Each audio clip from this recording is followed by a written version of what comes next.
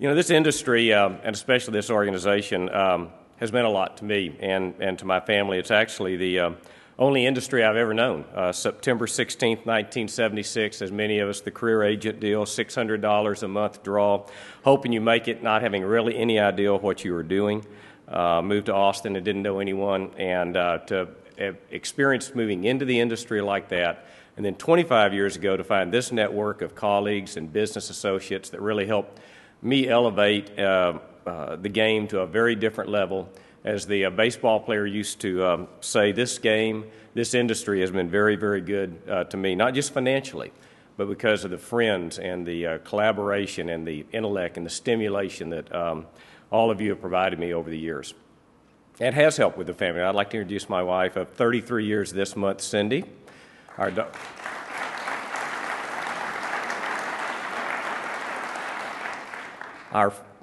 Our youngest of four children, Summer, the only one here, who I used to really love, but now I really adore since she has my 17-month-old grandson. So, Summer, thanks for coming up. Well, thank you for the opportunity to serve. You know, giving back in life, I don't believe is an obligation. It's really a privilege. I had a mentor that once told me, you can either say thank you or do thank you. So hopefully this next year is more about doing than about talking. Now, many of you know I live in Austin, Texas, and am somewhat of a Longhorn fan. A friend of mine recently introduced me to give a little talk, and he noted that Bob's speeches are just like a Texas Longhorn. There's a point on each end, but a lot of bull in the middle. The 2 points I really want to try to drive home as far as my personal vision, I think this board's vision for AAOU priorities over the next 12 months are a couple of things. One, we must work to solidify our most important partnerships. And secondly, we must set reasonable boundaries around our issues.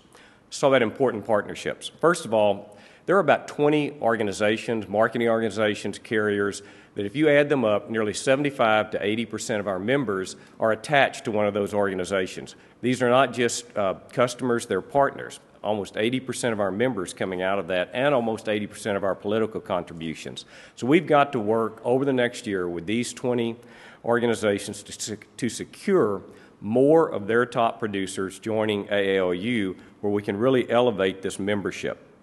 We've got to work with them, as Mark Caden discussed, to really find their issue alliance partners to step up, their carriers, to put a little pressure on the people that you provide their business for to be more and more engaged in AAOU.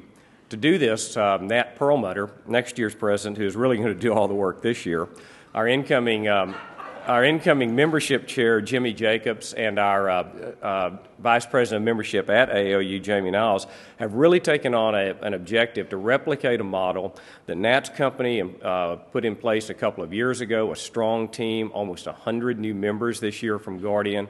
We're going to do that across several other companies and producer groups this year, and we are going to grow this organization because we can't not grow this organization.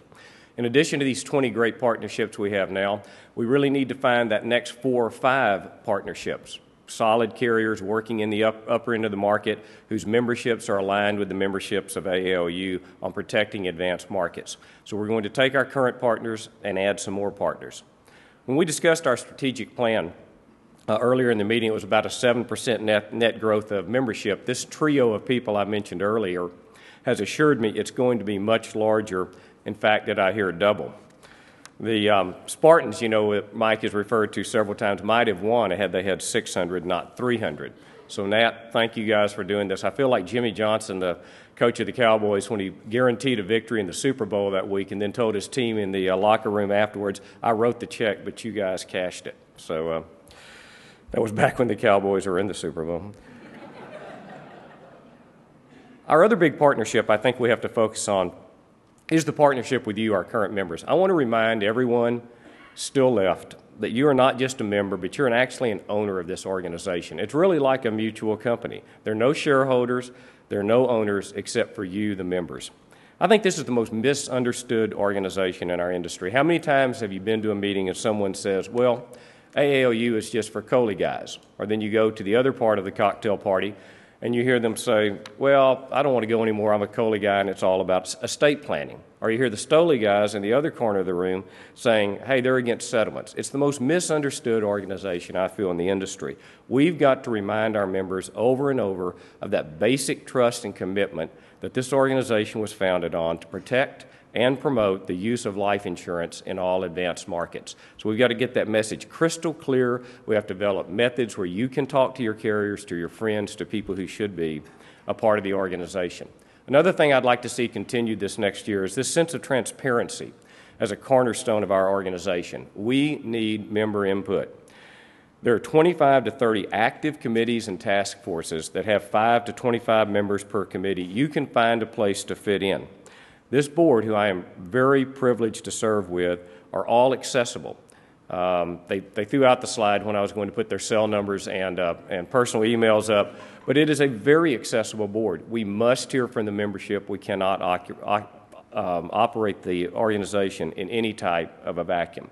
So in addition to great partnerships going forward this year, the other thing I want to talk about is establishing and reestablishing our boundaries. Now, this organization was established with federal tax legislation,